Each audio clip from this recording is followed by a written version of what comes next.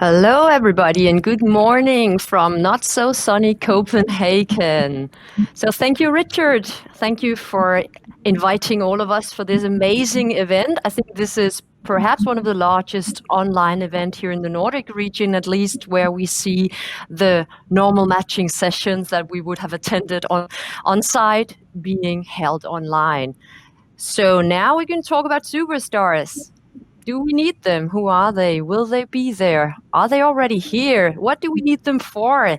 So let me do just a brief introduction on what we're going to talk about, and then of course introduce this amazing panel. Hello everybody and welcome. So from Graham Bell to Steve Jobs, and from Henry Ford to Elon Musk's, they've been here for centuries, for decades. The ones who dare go where no one has gone before, the light towers, the guiding stars, the ones we all want to be, the VIPs, the ones we can reflect ourselves in, the ones who innovate, create, automate, and cooperate, the superstars. And let's just use the words we've used the last at least 2 decades, the unicorns. That's what we're going to talk about, but we're going to talk about it in the context of impact, of sustainability, and the world that we are facing right now, where the problems are not the technological drivers that we have seen being evolved the last decades. The problems are much more hands-on, the problems are much more in our face. And to help me answer some of these major questions on the superstars, we have 3 amazing people here. So welcome to you, Tove. Tove, you are, of course, heading of Norsken Foundation up in Stockholm. And I know that you have just closed your new VC, which is amazing, 100 million euro. And we're looking extremely forward to working together with you across Europe to find the right startups, the right SMEs to actually be the new superstars. Welcome. Thank you. And Julia, welcome to you also. So not only CEO of Tidal Impact, you were also actually heading of or being member of the steering committee at Kairos. And this is actually a fellowship, a community where you're looking for these superstars, where you're working with these future superstars. So I'm looking very, very much forward to see what you are thinking about this topic also. Welcome.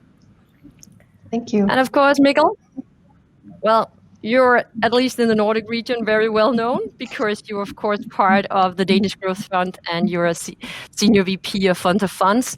And you guys are a major player in matching what we from the private equity world are actually investing in these new impact startups and growth businesses. So I'm looking forward to see how you guys at the Danish Growth Fund are actually thinking about the impact world. Thank you. So starting off with you, Tove. The superstars of the impact world. Well, if we look at the technological sort of development we've had throughout the last couple of decades, we've seen Bill Gates, we've seen Michael Dell, we've seen David Helgason, we have seen Alexander Gazipur just taking some of the guys from our region here, and they've all been within IT and technology.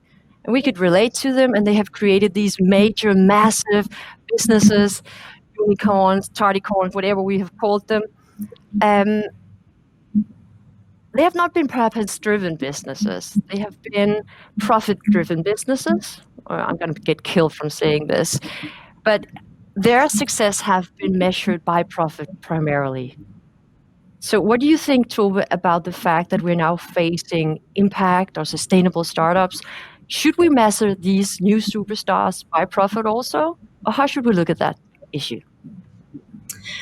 Well, that's the $1 million question. But from our perspective, we're always on the lookout for an impact unicorn. So not just a company valued at $1 billion as a traditional unicorn, but a company which is also looking to make a positive impact on 1 billion people.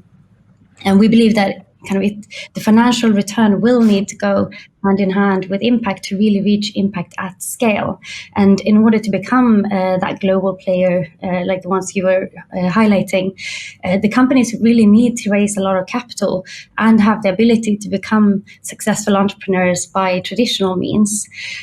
So in order for these kind of purpose-driven businesses to really succeed and scale, they need to be able to crack both the financial side and the impact side, which I think Elon Musk, for example, is a perfect example of.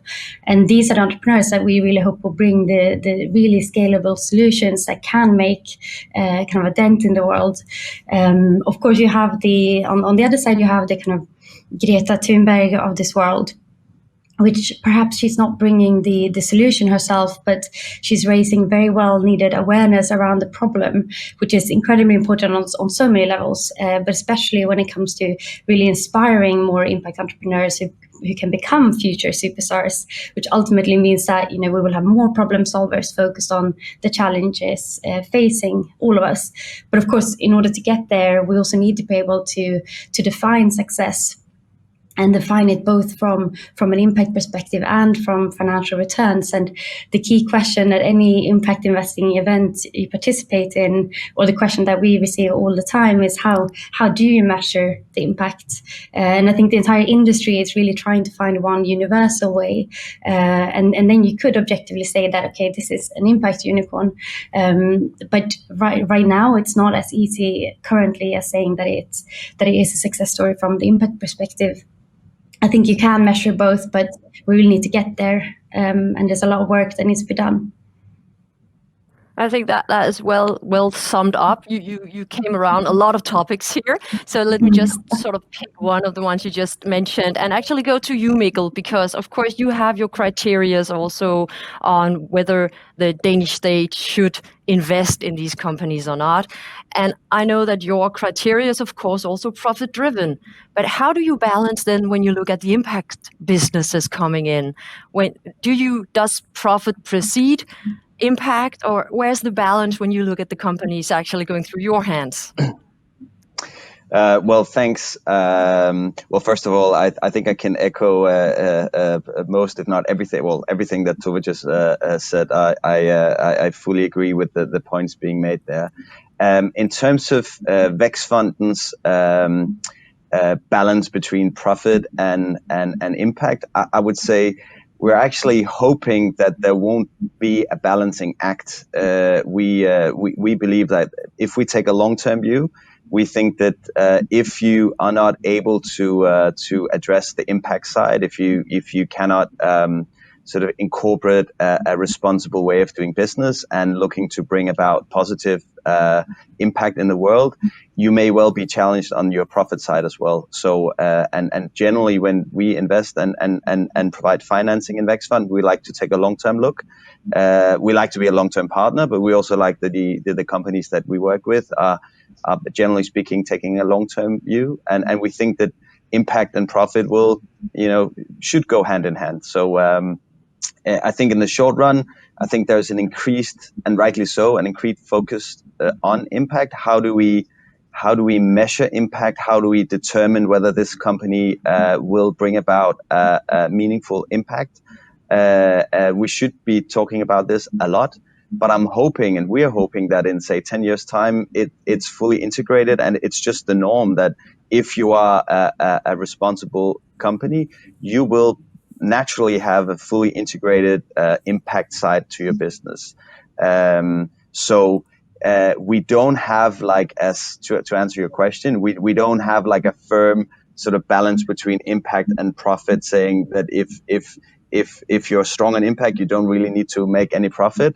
That's not how we go about our investing. We'd like to see that both areas are met. So again, a balance needs to sort of be met. Yeah. Yeah, I mean, we are increasingly looking into the impact side. So yes, we will be investing more and more in areas where we believe that the companies or the initiatives have a positive impact, for sure. But we are not expecting to do this at the cost of long-term returns. We fully believe that it's a good place to be, and that will generate long-term returns. So it's not, we're not looking to see this as a trade-off. Well, I think from all investors, I think we've got the same sort of idea here. But now we're talking about how we can actually tell whether we have these superstars arising on the impact scene. And Julia, of course, with Tidal, that this is exactly what you guys do. You try to measure the success or at least the impact of these businesses. So why is it so important that we have data, that we have facts to hang this on, within the world of influencers, within the world of superstars in entertainment? We don't need facts. They're just superstars because they have some kind of skill. So tell me a bit about how you guys are thinking about the measurement part at Tidal. Mm-hmm. Thank you so much. So first of all, I think, I completely agree with what the other two have been saying. And I think first to emphasize on why impact measurement is important is because right now there are so many measurement frameworks out there. So I don't think we have cracked the nut nearly on how we can measure impact. There are over 150 frameworks out there.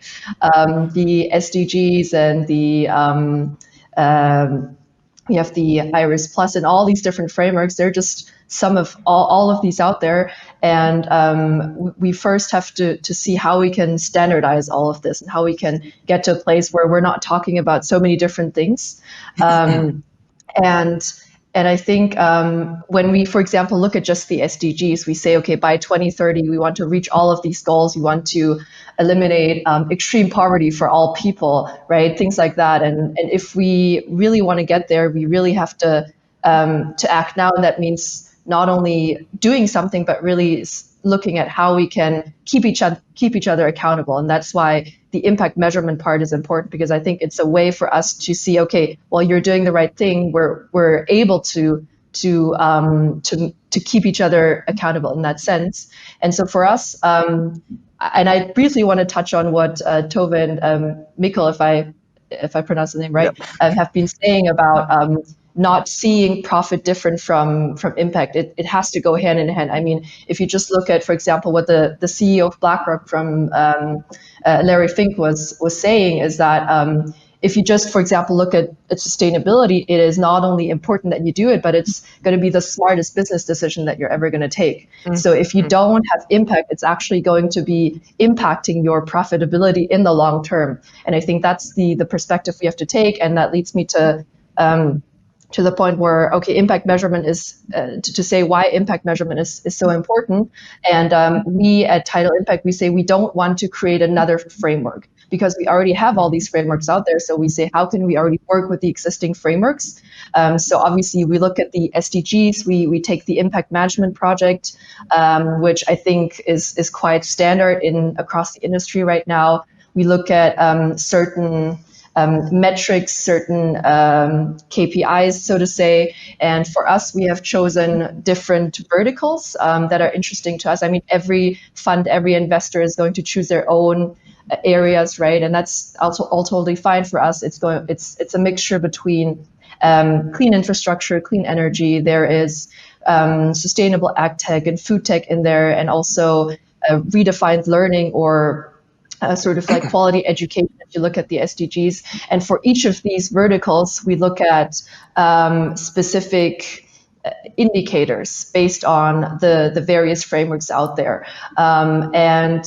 And that's all we do. And we say, okay, we give them a certain weight, which is how we, in the end, calculate an entire score for them. And I think every fund does it a little bit different, but for us, that's the way to go, and to kind of be able to standardize as much as possible. So I think all I'm saying in the end is that we're not saying we have this proprietary framework that is going to be the perfect framework, because there is no perfect framework, and we are just combining the frameworks that are out there and using them for our own areas, if that makes sense.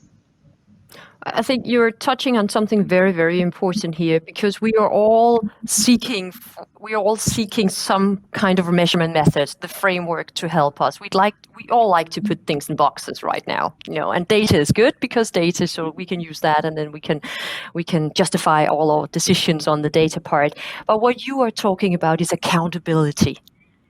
And when we look into the world of impact and mixing it with profitability and with, capitalism or whatever you want to call it, I think the area of accountability is so important, and having not a framework, and thank you for actually breathing. We don't need more frameworks. We need something that is operational, we can actually rely on, that leads to accountability, is so important when we look at the persons that are going to guide us towards a brighter future.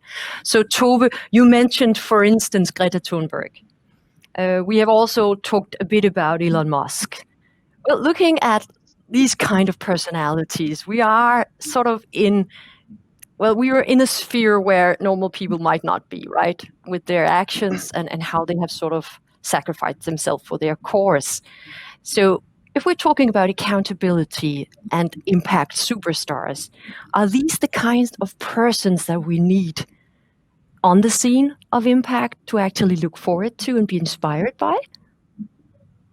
I absolutely is the short answer. I think, and when you look at these entrepreneurs, an entrepreneur is a problem solver, right? And impact entrepreneurs, or you could almost say that all entrepreneurs are impact entrepreneurs for that reason. But when you talk about these impact entrepreneurs that we're highlighting, I even think they receive kind of an additional layer of superstar status, if you like, given that kind of through their daily work, they do something great for the entire world, contributing to us all and not just isolated problems. So kind of you can absolutely compare them to the traditional entrepreneurs, but the impact superstars should really be the next level superstars, in my opinion.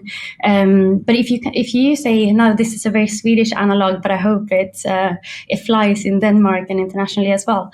But if you look at, for example, following ABBA's success, all the music schools got fully subscribed. And then following on to Björn Borg's success, the tennis superstar, everyone started playing tennis. And then following from Spotify's success, everyone wanted to become tech entrepreneurs. And I think that's why it's so important with these impact role models, that these role models can really help drive change and help inspire the next generation in their career choices.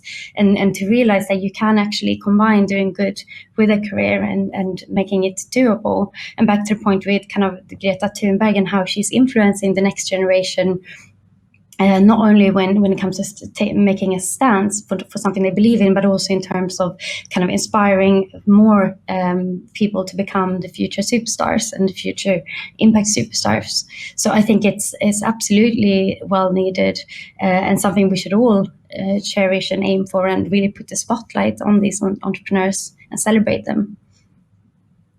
So we need them. So we established that, and we've been living with superstars, all the time. So I concur with that. But let me ask you something, Mikkel, because I know in the Danish Growth Fund, now you've had a lot of money directed at green investments, at impact investments with the Green Future Fund and the Green Investment Fund. So congratulations on that. Congratulations to Denmark for being so focused on actually investing in impact. A lot of the investments within this area will be the long-term investments. It will be the academia-based investments. We know there will be a lot of research needed to crack some of the major issues in the world right now, not only the environmental issues, but also the social issues. So the businesses within this kind of line of impact, which are perhaps a very long-term investment, it will take perhaps a decade for us. We don't have a decade, but it will take a decade for us to find all the solutions. They are rarely led by superstar material founders. Sorry if I'm really kicking somebody's butt right now, but if you're a professor somewhere and you get the greatest idea in the world, you might not be eligible to be on a stage like Elon Musk's. So we're talking about archetypes here. We have the Yes. ones that are great, right? They will be on the stage, they will shine, they will be the guiding stars. And then we have a major pool of impact businesses where we might not have a CEO that's eligible to become a VIP. Will this be an issue, do you think? Well, that's a very interesting point. I hope it won't be an issue, and I do agree that there will be some silent superstars, if you like. I think that some of the big nuts that will be cracked will be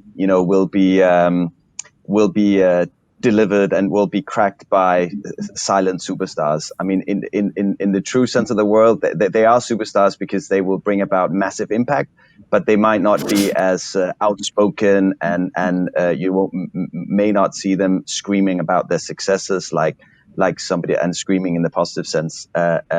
So I do think, yes, you're absolutely right. Some of these more technical solutions that needs to be found will perhaps be found by somebody who's a little bit more silent. I don't see it as I hope it won't be a big issue, because I think there will be a combination of superstars. You've mentioned a few yourself, and Tove as well. And I think the combination of evangelists that may not even be driving business, Greta Thunberg, for example, has made a massive impact by setting an agenda, by creating fellowship, which is a big part of creating change.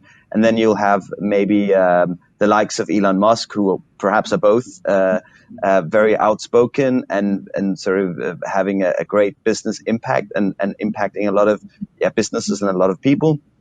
And yes, then you will have silent superstars. And I think there's room for everyone. So I'm not overly concerned. I think you will find superstars in all three categories. Some are both, of course. Some manage both. So let's focus in on the word VIP or superstars. One of the questions I had, do we need them? I think we've answered that already. I think we do need role models, that's for sure. We need to have them accountable. But do they need to be persons? So, Julia, when we talk about unicorns in the tech world primarily, we don't talk about the superstar in front of the unicorn that much. There's often one, like Bill Gates and stuff, but we talk about the business as a unicorn. So do you see the world of impact, invention and creation and innovation, and the world of impact businesses sufficient to actually have silent superstars behind them, but the businesses being the superstars, perhaps? Not focusing on people as much, but on what they accomplish, how they are comfortable, and the business itself?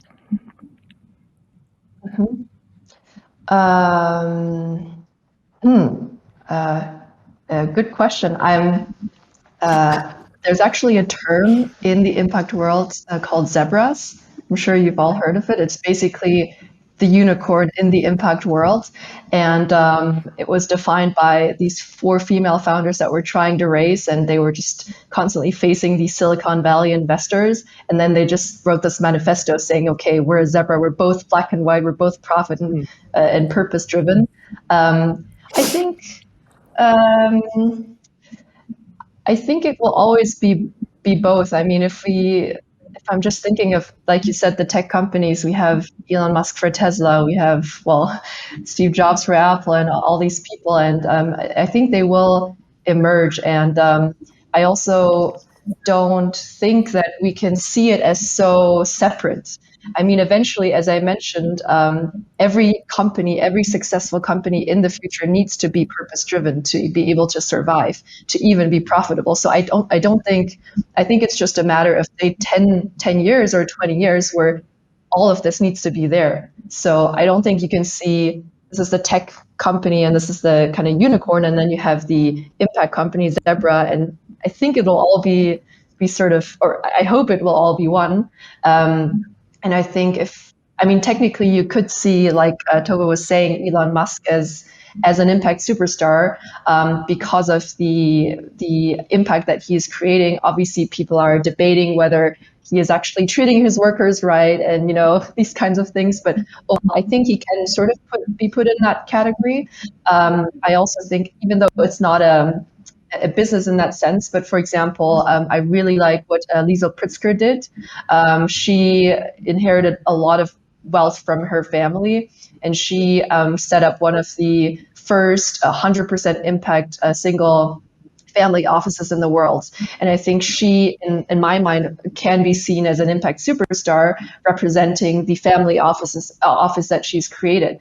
And so I think, and another thing that came to my mind is that sometimes, I guess if you just look at this family office world, some people like to be more in the background, some people like to be more in the forefront. So I don't know if I can really answer that question perfectly, saying that there is a difference between the person representing the company and the company itself, because in my opinion, it kind of goes hand in hand. Yeah, but I hope that makes sense. I think it makes perfectly sense. And what you're bringing into this debate is also that the superstars we are seeking might not be the businesses or the business leaders themselves. It can be people surrounding them, supporting them, sustaining them, like you're talking about investors here. Thank you. We'd like to be the superstars. So continue that debate, can we? So I think that's a very interesting, because when we look at how complex this is not only businesses with a profit purpose, but also with a higher purpose. So this is something that needs to sort of surround everything. It needs to be circular in its own manner. And circularity within a business also relies on who actually supports the business. So I really like the idea of the fact that we are not only looking at business leaders being silent superstars or not, Mikkel, thank you for that term, but actually also the ones supporting them. That could be investors, it could be advisors, it could be so many people actually supporting these businesses. And that's, of course, also a major thing to debate. How can we, with the infrastructure that we are within, where at least three of us are into the money side of this, and Julia, you, of course, within the side of how can we measure this, how can we keep people responsible and accountable for what they do. How can we support the fact that we need these zebras, superstars? I like to call them tardigrades. That's the most sustainable mechanism in the world. So, come on, let's find a term that we can agree about. But how can we support them in actually materializing? And Mikkel, I need to ask you, because you guys got the most money right now, at least in the Nordic scene. Is it only finding the right ones and then investing in them? Or is there more to be done? Well, I think there's more to be done, and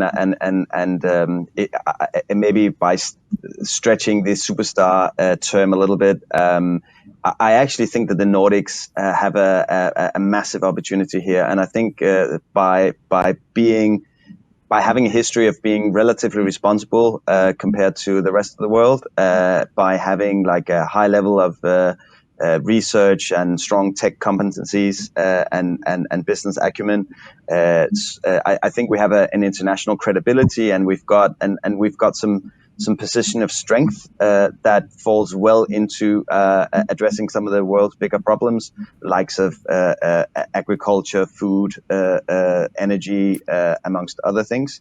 So I think an event like today, 50 amazing companies being gathered, setting that, like really taking a forefront on green transition and impact, is something that a role that the Nordics is an opportunity for the Nordics, and it fits well with our DNA, I believe. And I also think that that the Danish government, for instance, by setting very ambitious CO2 reduction targets, by allocating 25 billion Danish kroner to green transition, I think that sets a statement that pushes the agenda forward, and I think that is also part of some of the regulatory initiatives being considered, also part of pushing the agenda forward, and then I think it's very much about ecosystem building by creating a positive flywheel where you have anything from big corporates embracing the agenda, incubators, accelerators, communities within the startup scene that take impact seriously and work with purpose. I think, it's more than just the single investment. You need to take a holistic approach and bring about many players. That was a long answer, but my main point is, I do think there's more to it than just single investments. Absolutely.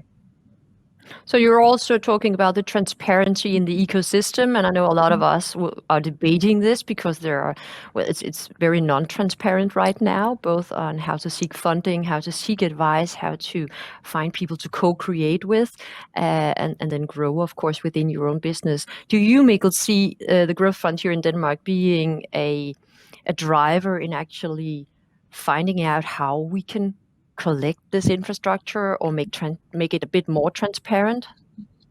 Hopefully, yes, and I can safely say that since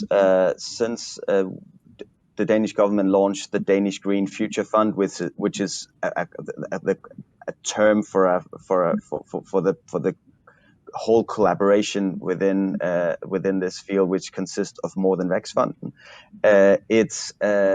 There has been a lot of interest from big corporates, from startups, from various parts of the ecosystem to try and collaborate more. So I do expect that we, over the coming months and years, will see a greater transparency and a more collaborative environment around building something and bringing about meaningful change and taking this opportunity, as I firmly believe it is. So yes, and I very much hope that Vækstfonden will be part of this and hopefully play a strong role in improving on those areas that you mentioned. Right, we'll look forward to that. Thank you. So what you brushed on also is, of course, the verticals within impact. You, Julia, also talked about the SDGs, ESG before. So, Julia, where will we see the superstars materialize? Which vertical is at the top of the mind right now? Is it going to be within tech? Is it going to be food? Is it going to be life underwater? Where do you see the most focus right now, and perhaps also the largest amount of rising stars? Is it within the megatrends? Are we related to the SDGs? Are we still talking ESG? Which vertical is the hottest right now, and where will the first real superstar perhaps materialize within the impact world? Lovely Big question. Yes, no question. Sorry for that.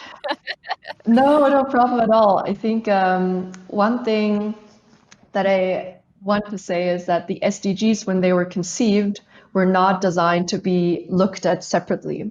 So they're all interconnected. Like, you cannot just say, okay, well, I'm improving the environment without impacting any of the other SDGs. So I think that's really important to take into account. And you mentioned, well, there's ESG investing, there's SDG investing, there are other, frameworks coming along. And I would say I also cannot look at ESG and SDG as, separately, because ESG is an approach that's been around for almost a century. So the SDGs were only made public in 2015. And I think that for the SDGs, they help to streamline ESG-based investment decisions. And for example, the SDGs are just a better way of communicating the problems that we have. Whereas it's almost like it's an umbrella, or it's covering or synthesizing some of the ESG topics together, and it unifies the language for governments, for investors, for entrepreneurs, and just makes it easier to say, okay, I'm following this specific goal, whereas having these different ESG metrics put together. And so I think obviously the SDGs are very popular for that specific reason, because it's easy to understand for everyone. And when I say zero hunger, everyone gets it, right? Or life underwater. And I think if I were to pinpoint a specific area or a specific SDG, I would say obviously everybody is looking at climate change right now. That's also what mentioning the CEO of BlackRock again said. Climate change is not only the biggest challenge right now, but it's also the biggest opportunity, and it's a necessity for us to address it. But on the other hand, if I think of it, if you say I'm tackling climate change, there's no way that you're not going to affect education, right? You're going to improve education at the same time. You're going to improve gender equality and all these other things. So I think I definitely see a lot of companies working on tech solutions targeting climate change or trying to tackle climate change. You have a lot of health tech solutions, right? You have a lot of plastic waste solutions. And And for us at Tidal Impact, for example, we see gender equality as more of a horizontal. So we don't say we invest in a business that only tackles gender equality or gender equity, but it has to have that embedded in its business. So I think some things are more on a solution level, and some things are just, they need to be there. Or for example, we don't want to invest in businesses that are only led by men, right? I think it's, again, I would say it's hard to say to just pick one out of all these different goals or areas, and rather would emphasize that they're all interconnected. And even if we say currently the spotlight is on climate change, the other areas are also going to be impacted and improved. I think that I was actually getting around it all, being a bit more specific, because I think you're right. You can't pick an SDG, you can't pick ESG goals, because that will be sort of the internal impact of a business also.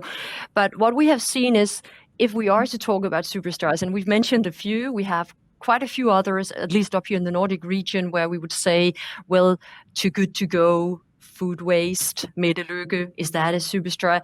Tove, going over to you, because with your Fund 1 at Norsken Foundation, you have had a humongous amount of startups, both in pre-seed and seed, but also now in later stage companies through your hands the last couple of years. The tendency right now on the focus, I won't say the flavor of the month, because this is way too serious to actually use that term, but let's be frank, we had plastic in the seas a year and a half ago. Now it's climate. We need to have a focus, because that is what people relate to also. What do you see, Tove, as the mega trend, just using a broader term instead of SDGs and ESGs, because you're right, Julia, that could be wrong. Do you have like a notion of, with the infrastructure and what you see on the scene right now, where within which vertical the new superstars might materialize? Absolutely, and typically when you talk about mega trends, one of those mega trends is exactly what you guys have been talking about, like climate change and resource scarcity. Naturally, because if I think most of us are aware of the threat that is looming in terms of the temperature increase on the planet, and all that will lead to like crop failure, widespread flooding, destroyed habitats, energy shortage. And ever since our fund was launched in 2017, we've screened more than 2,000 companies, and it gives you quite a good idea on kind of the deal flow. And it's not just from the Nordics. And consistently, about half of our deal flow is tackling climate in one way or another, whether it's food waste reduction, where we ourselves have made a fair amount of investment into, for example, MatSmart, Karma, which is similar to Too Good To Go, Y-Waste and Olio. But you also see quite a lot of general in food sector, reducing waste, but also more sustainable food production is something we see a lot within. Another vertical that we see a lot, of course, is electrification. We've invested ourselves in Northvolt, the green battery producer, Einride, which produces electric and self-driving logistics and trucks, and Heart Aerospace, which is developing electric aviation, and Nautical, which is another company tackling sustainable and circular battery economy. But batteries is not going to be the solution. What we see a lot within right now is also about decarbonization, but when it comes to also load balancing, more efficient grids, so demand response on the electric grid. That's becoming really technical here, but these are kind of solutions that we see and that are well needed in order to enable this electrification trend. Of course, hydrogen is always one of the topics that is on the agenda, but hydrogen further out in time. So until we get there, electrification is definitely going to be a driver of being able to decarbonize. And naturally, because we see so much innovation and solutions occurring in fighting climate change, that's where we see the most deal flow, and speaking to other investors, that is pretty similar. So naturally, I think where the most innovation is occurring is also where we will see most unicorns. But I definitely agree with the points raised earlier, that you shouldn't stare yourself blind on the SDGs. We always say that we need our companies to at least tick one of the SDGs, but often they tick maybe 7, and you can't look at them in isolation. You really need to look at it more on a one level up. What is are these companies tackling problems for people or planet? Is it for the environment? Is it like Julia was highlighting, improving education can actually be one of the biggest drivers and one of the biggest points to tackle climate change. So they're not in isolation. So they definitely echo those points. But I hear you also echo what Julia is saying, that the focus right now is very much on environment, and on that it is the climate change part. Then we can have energy, which I of course support, since I support alternative energies, being an investor at Seaborg Technologies here in Denmark, where we're looking at nuclear energy in a new and safe way. So I concur fully, that will be the new superstars, but also that it interlinks to the more not problematic, but perhaps long-term goals on social impact, and that education, of course, is part of that. And we actually have a question from the audience, and thank you, Andrea, for that.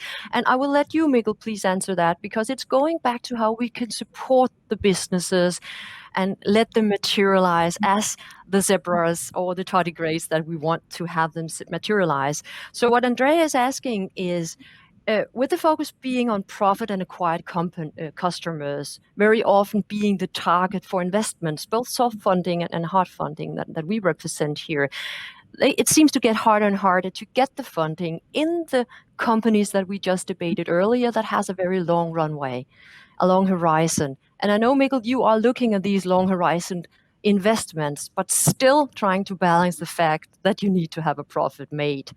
So the question is probably, will you take a higher risk with impact businesses and then invest in the fact that this is an investment in the future?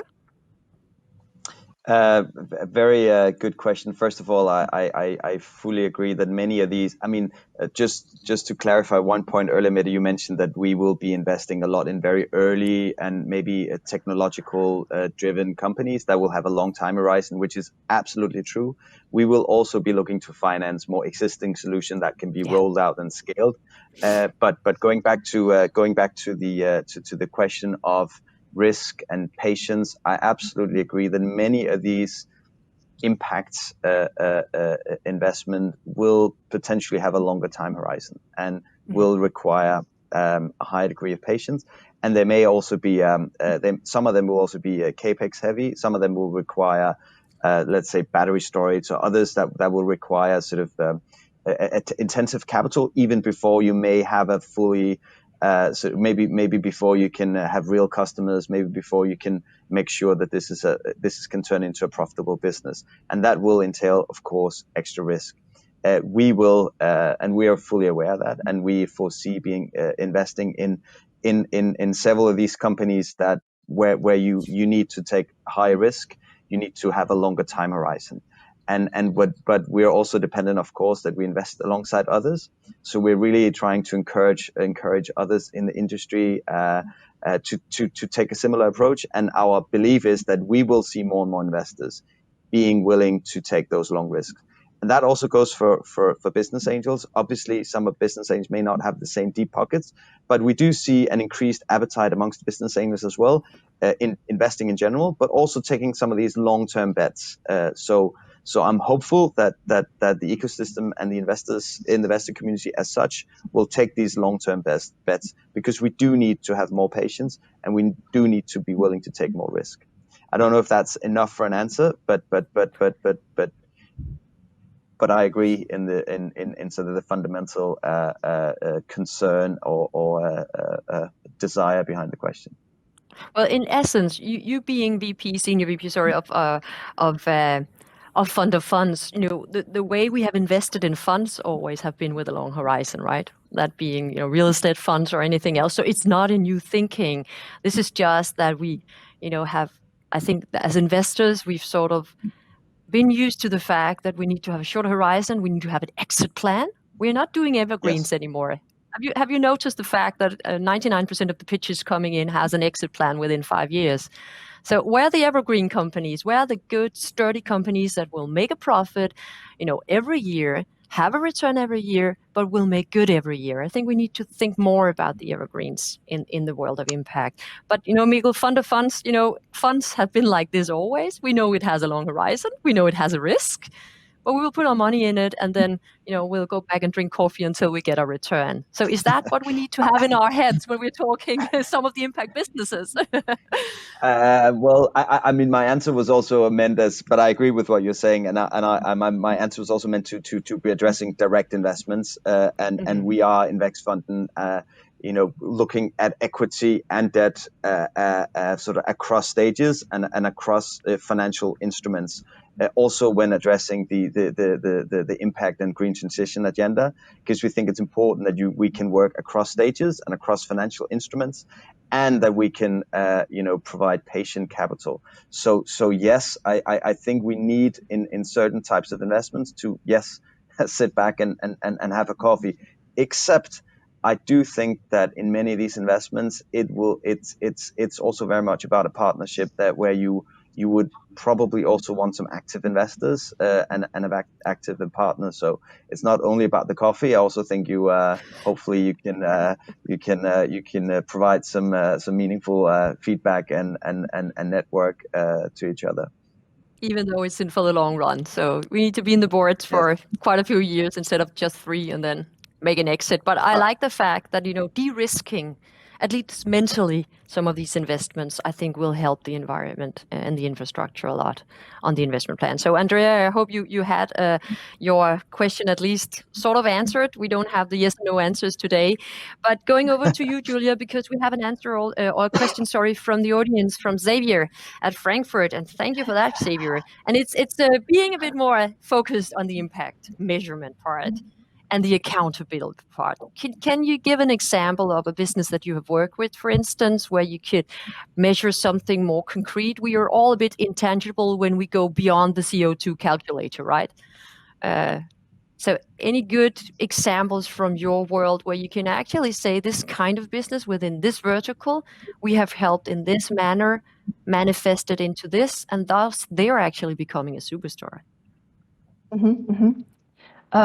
Thank you, Xavier. Xavier, this is so high. Thanks that you're dialing in. So we've worked with we really started our practice beginning of the year. So we've diligenced a couple of great companies, and we also look for those companies that have that again create a lot of synergies in other areas. So I would say, let me take as an example one. I'm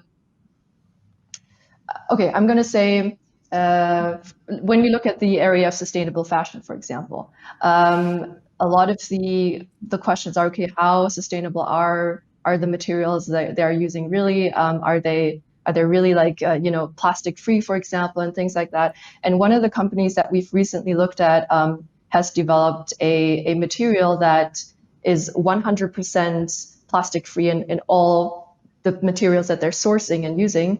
And compared to a lot of the other fashion or sustainable fashion companies that say that they're sustainable, but still are not looking at the whole kind of life cycle of the products or resources they're using.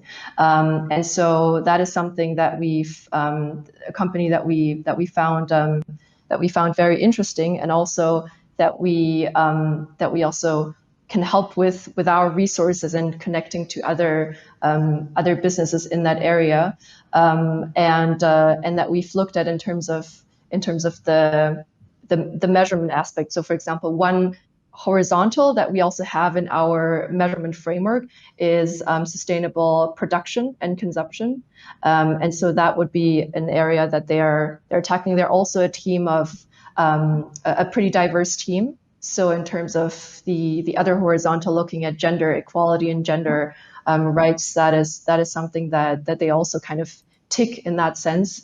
And it obviously falls under the general area of climate and reducing CO2 in general. So we kind of look at companies that also tick more of the boxes of all of the areas that we mentioned. And then there are also other companies that are more focused on on one specific area. Like one we have looked at is specifically more in the education area, in the future of work area, which also falls a little bit under education for us. And they really look at how can we educate people within existing corporations, how can we streamline the upskilling and reskilling of these people. And they're a company fully led by women almost, and so that's something that we also found very interesting in the sense that they create this impact in the education or also reskilling space, and also have that difference within their own or the component of gender equality within their team. I hope that touched the question. Maybe Xavier can add a couple of thoughts if that didn't answer it completely. Well, I have a notion that you and Xavier might have a little debate at some time, but I think the area is so important because we need those metrics. Because when we do due diligence, at least from the financial side, we have very little to hold on right now. And for us to be able to choose the right companies, the ones that are going to be the tardigrades or the zebras, we need the metrics to hook into our due diligence. And right now, everybody's inventing the wheels, right? So really looking forward to not a framework, but what you guys are doing also at Tidal. Thank you very much. Yeah. So we are about to. Sorry, I was just saying it's definitely important to do both the financial due diligence and impact due diligence very well. So as mentioned by everyone, I think both really need to be put on the same level. But again, with the lookout for or being aware of making of creating patient capital. So looking in the long term and not looking for that, say, exit in a couple of years down the road. And hopefully that patient capital is coming not only from the public funding streams, but also from the private funding streams. So let's wait and see in the coming years. And hopefully, Andrea, for your question, we will see a bit more cash flow also to the companies that don't have that customer acquisition part in place yet. So we need to start wrapping up, but I'd like to ask each of you a very direct question within what you are looking at right now in either your portfolio or your lead generation or your customer. Could you pick just one business that you would like to sort of tell about very briefly, where you see this is actually a business where we have a founder team, or it has a supporting team, or it has an investor team, where we can see this would be perhaps the next rising star? I know it's a difficult one, and you don't have to mention the name. It could be within the area, but I know that you have some that will be the ones that you already have invested in. You mentioned a few before. Is there anybody you want to sort of emphasize that this is where we're looking at right now? Well, if I'm going to choose from our portfolio companies, then it's kind of like choosing which one of your children is your favorite, right? But we do have, I think at least 2 companies in our portfolio that I think have very good potential of becoming impact unicorns. And the characteristics rather of those founders is really strong entrepreneurs that have the ability to really recruit top talent. And I think that's really critical in order for you to become a successful leader and entrepreneur, but also ability to gather kind of the policy makers and lobbying where it's needed. So if you take examples, if you're trying to really disrupt and change an industry, and that can be an industry like logistics or shipping or construction work where it's typically quite slow moving. What's really needed for these entrepreneurs is also to be able to navigate the political landscape within that industry. And ultimately, I think we've seen quite a few solid entrepreneurs that have understood this and that really can navigate the landscape, and which I think they're really well situated in order to become the next both financial unicorn and the impact unicorn. But areas that I'm really hoping to see a lot of change is, for example, I mentioned shipping. Also the building and construction industry, where there's a lot of emissions, and I think it's essentially reducing emissions where possible and not just offsetting them or putting a plaster on the wound, but actually getting down to the source.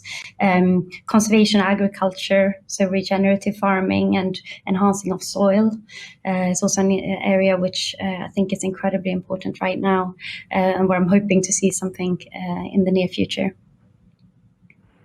Well, that was a broad spectrum of businesses and verticals again, and I think we need to be broad spectred when viewing this. But how about you, Mikkel? I know that the few investments of a very larger scale that you guys have done at the Danish Growth Fund within the green area at least have been within farming and optimization on crops, for instance. So is that where you guys are focusing right now, or is that something bubbling that we need to know about?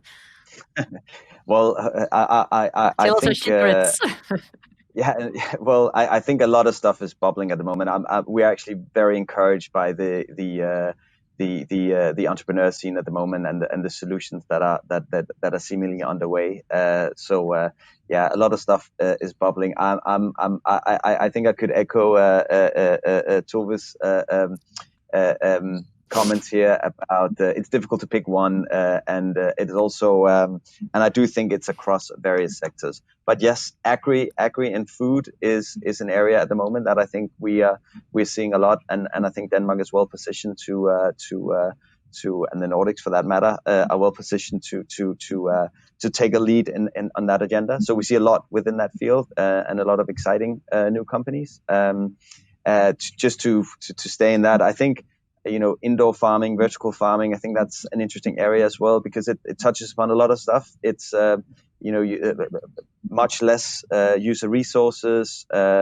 It's a higher degree of nutrition. You can bread. You can hopefully that's part of solving the need for food for the whole world in an increasing population, whilst using less resources. So in combination with more traditional farming and all the sort of the modernizations and the better use of soil and more respectful use of or less use of chemicals, et cetera. In combination with that, I believe vertical farming is a very interesting area, and I think we'll see more of that. And I mean, one of the investments we've made is also within that field. So that's an area we look to. We're very excited about following and being a part of in the coming years. Respectful use of soil. That was beautifully put. Yeah, I like it. Well, being an investor in vertical farming myself, of course, I concur fully what we are saying here. But that's so interesting because now we're talking about crops, we're talking about the earth itself, right?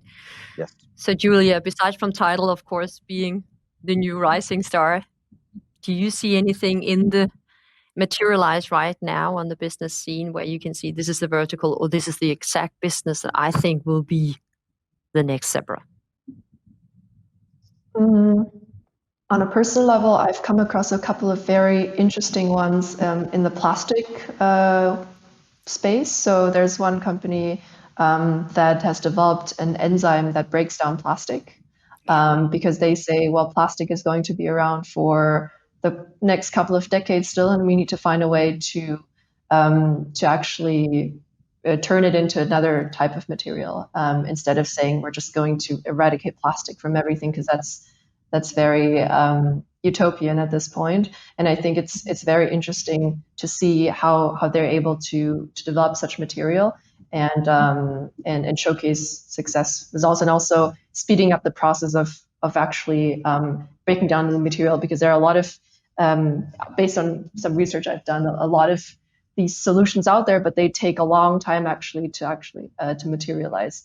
So I think that's the really, really interesting space that I've seen, that I think has a lot of potential, and where Mikkel has mentioned a couple of companies, right, that need a lot of that are very capital intensive, or that need a lot of investment before. And I think those are the kind of research intensive companies like these before that need to do lots of lab research before they actually can come up with a product. So I think that's really something that we should look at more in the future. Obviously, vertical farming and anything in that direction is very relevant right now. As Mick also mentioned, touched upon the agriculture space.